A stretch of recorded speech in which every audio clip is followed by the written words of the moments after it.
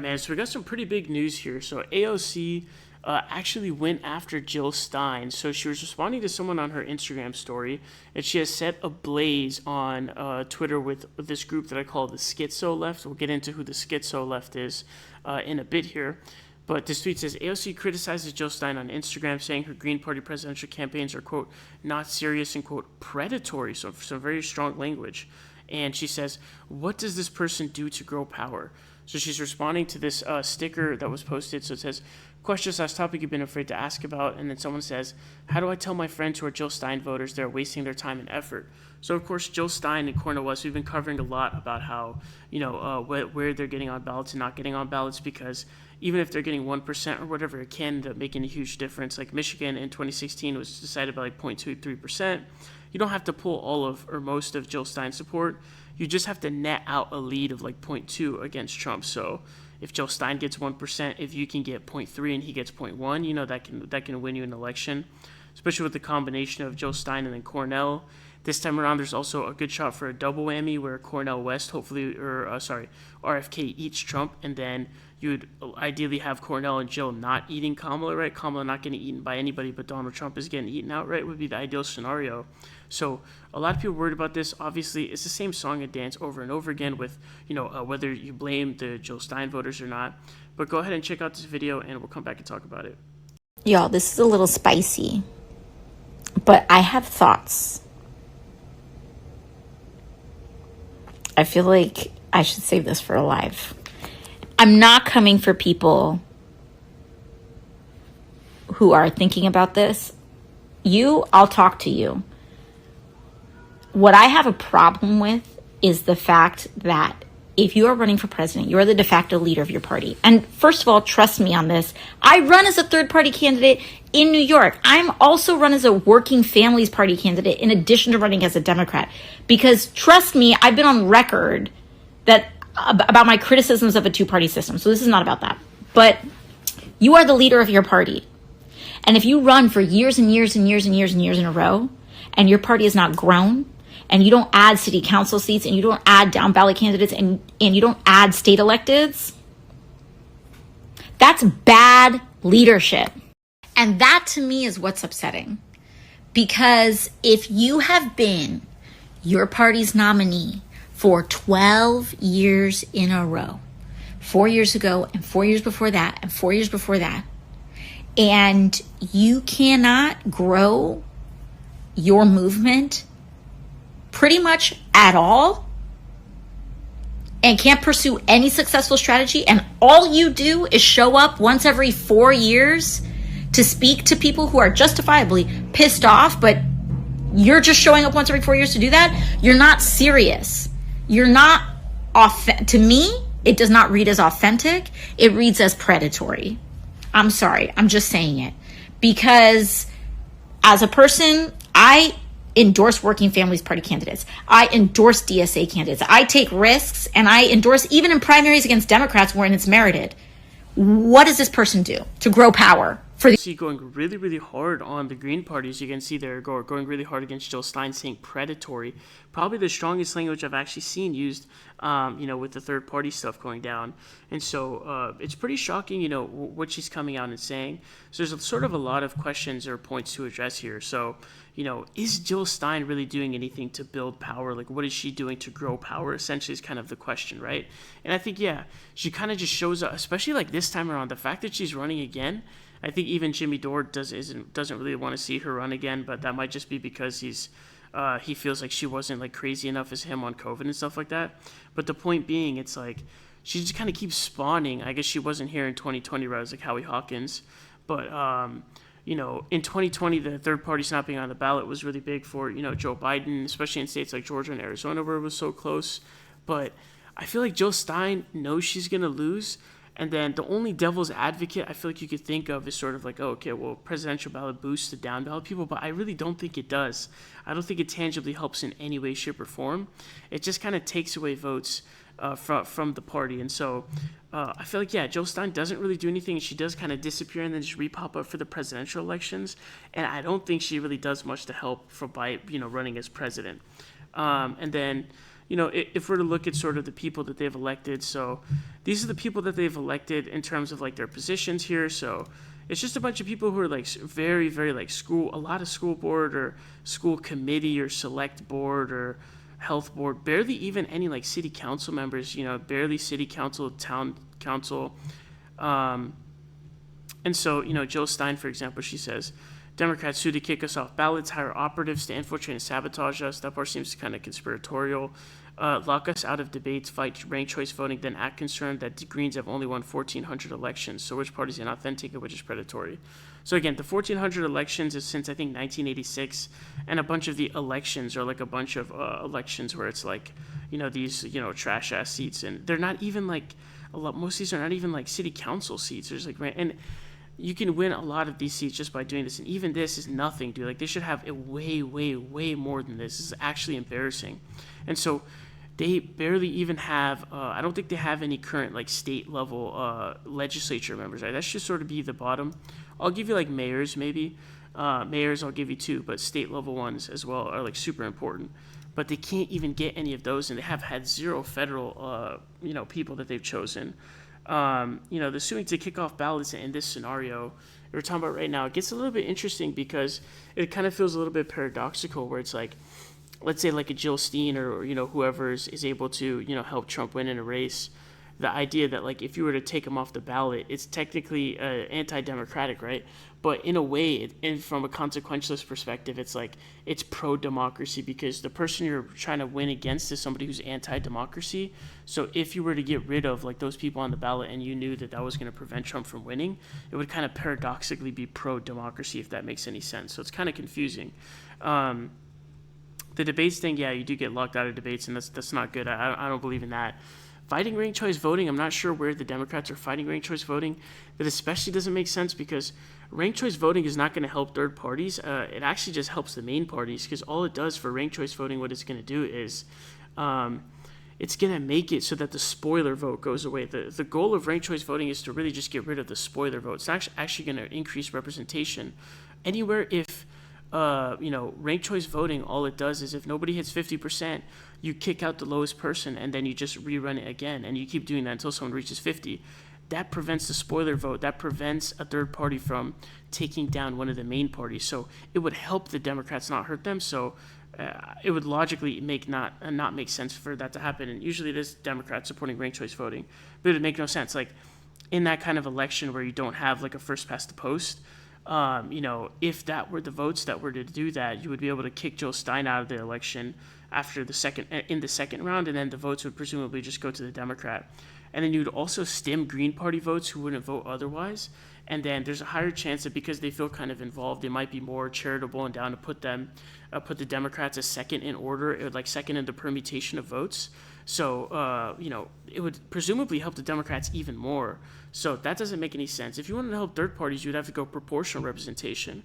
Because if you do proportional representation, let's say like 1% of the country votes the Green Party, they would get like 1% of the seats. Or if you have 50% of it being proportional and 50% of it being first past the post, you get 1% of 50%.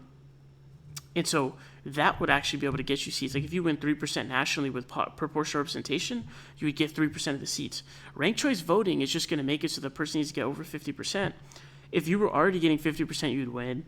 And you're not in a position where it's like, oh man, I'm so close, but this third party is eating me. That's not happening either. You're the shit third party that's going to get like 3% or whatever. So ranked choice voting isn't really going to help you either. So it doesn't make sense.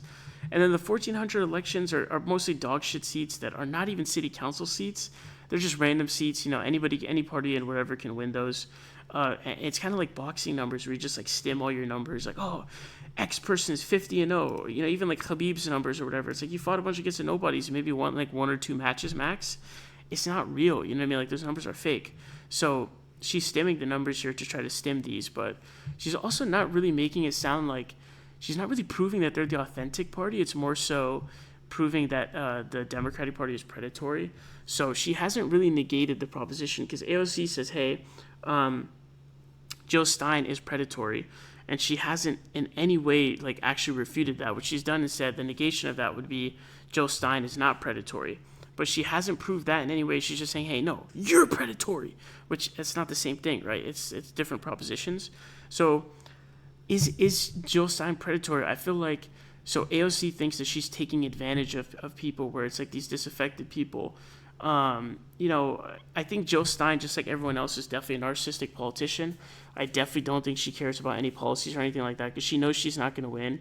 She's also not helping down ballot races.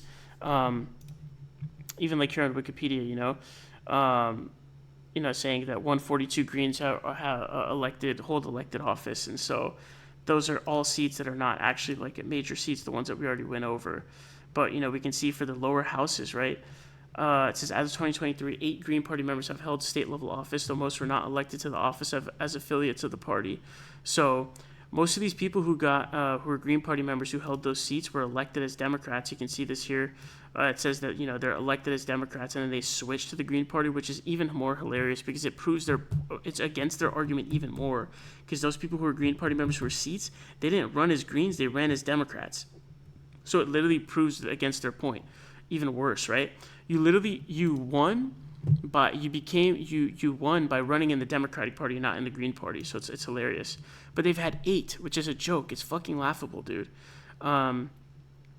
They've had 11 Green Party members who were mayors. 3 were mayors. Mayors are, I think, you could take seriously, I think, but they only have 3 mayors, which is not many at all. It's a very little. 8 in total, or 11 in total. 8 formers, but I would say, mayors can be taken seriously. You can also, if you had like a lot of numbers of state officials, that'd be something. They don't even have that, dude. They have nothing. And then they have no nominee for the Green Party for the federal government. That'll never happen because it's way too hard. No, ranked choice voting is not going to get you a seat in the federal government because you'll never be in a situation where you can get 50% ever, no matter what. Proportional representation, you could get those seats, though, because you could win like 1 to 3%, maybe even more, because people feel like, hey, my vote matters. To get up to maybe 5-6%, and then you would get that much of government, seats, so congressional seats. So that would actually make sense. But there kind of appears to be sort of like a group online. There's like this socialist left that exists, or this kind of group, especially this guy. His name's this Revolutionary Blackout Network guy, Socialist MMA. This guy seems to be like really crazy, and he keeps retweeting his tweets, which is kind of interesting. So I'm not sure if he's like trying to farm favorites or whatever. I'm not sure what he's doing, but you can see he's retweeting all of his tweets. So I think he's trying to take advantage of the situation to like boost his Twitter account. But even like the rhetoric starts to get kind of scary because he says AOC is the biggest traitor to the working class and peace movement in modern history. So first of all, it's extremely hyperbolic. But second of all, what do people typically do to like traitors or like people who commit treason? I wonder. It's a little bit insane. So it gets a little bit crazy, but there's also like this level of almost like a schizophrenia kind of thing, because it's like this one, for example, says it's true. AOC is basically their fire alarm. She's beeping as loud as she can. If what we see online is any indicator at all, Kamala's totally tanking. Everyone who's with her is getting ratioed. No one wants her. So again, you can see obviously Kamala Harris has been surging in the polls, right? We've documented that very clearly. And then also you have them also relying on getting quote unquote ratioed, like they're 5 years old. It's kind of like, I don't know, this is kind of like horseshoe theory type stuff, because obviously Trump is like the one who's saying like, oh yeah, Trump is winning the Twitter polls or whatever, right? You know what I mean? It's just, but the reason why I call them the schizo left, the only world in which this works is where voices are talking to you that are not real. And so those kinds of things are not happening. And so, study declares AOC one of the least effective members of Congress. So again, right, not saying that Jill Stein is building power. Now, that's the negation of the proposition, right? If AOC says Jill Stein is not building power, the negation of that is Jill Stein builds power. But he's not saying that, though. He's now like, no, you're not building power. So trying to be like a non sequitur that doesn't even respond. Obviously, AOC being, a freshman and sophomore, member in the House, you can't get real positions. You need to have power in Congress. You'd either have to be part of a massive voting bloc, or you'd have to be like a senior member on a committee. But that takes a lot of seniority to get there. So there's no possible way to do that. But again, they're trying to, kind of go off on these crazy things. And so this one says AOC attacking Jill Stein just shows you Jill Stein is getting real traction this election. It frightens the DNC. Nobody gives a fudge about Jill Stein, dude. AOC is kind of the only person to even say anything about this at all. I think it was honestly a stupid decision on her part. I'm not sure what made her decide to do this. There's like a part of the, I call them the schizo left. They really, really hate AOC. So there's going to be a bunch of people that come out in anger. Like if Bernie Sanders were to say this to somebody, their response wouldn't be as strong. It's something special about AOC. Maybe because she was marketed as being sort of like the young, sort of new person. I'm not sure if that's the reason why.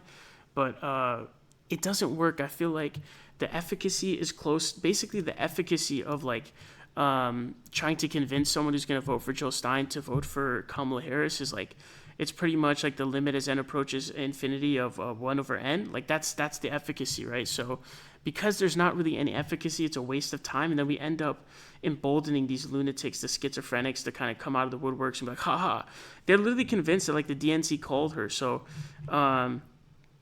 someone had sent a tweet here that people were boosting too. I think it might have been this dude.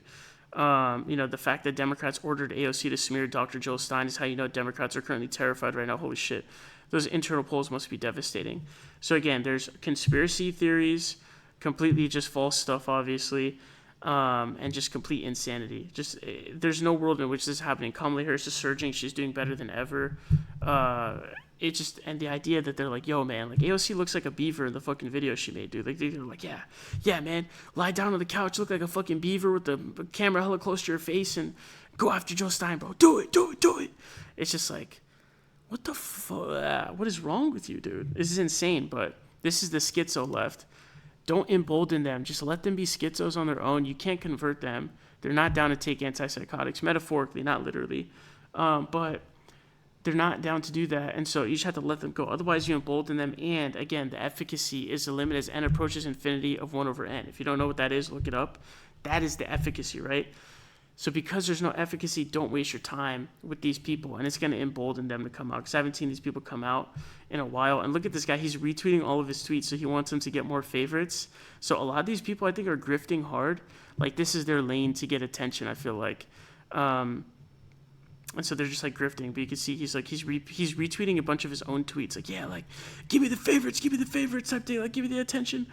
But yeah, so this is just embarrassing. I think that AOC is correct, but she should not have said it. She should not have come out and said all of this stuff, because there's no efficacy. Again, it's the limit as n approaches infinity of 1 over n. There's no efficacy whatsoever. It's a waste of time, right? It's just not worth it. But I think Jill Stein is narcissistic. She obviously doesn't care. She has no chance of winning. She has no impact on down ballot people. They can barely win city council seats, if any, and they win a bunch of random seats that don't count. They have to like fudge the numbers with a bunch of fake stuff. They can't get even state level legislature members, which is insane. And they've had 0 federal members. So yeah, I think the Green Party ultimately sucks. It's a waste of time. I think they actually could have been able to get mainstream support if they came out and were like, hey, we're not going to run a presidential candidate to defeat Donald Trump, but afterwards we're going back. They could have actually got a lot of mainstream supporter sympathy and become more part of the mainstream. But the problem is it would hurt their base. It was kind of like when Cameron said, on Fox News or whatever, he was like, yeah, like if I snitch, like I can't sell records. So that's probably what they're afraid of. But if they wanted to kind of make themselves away from TFGs and kind of more mainstream, they could have done that. And I think it would have boosted them quite a bit. So definitely let me know your thoughts on this down below. Pretty crazy stuff going on.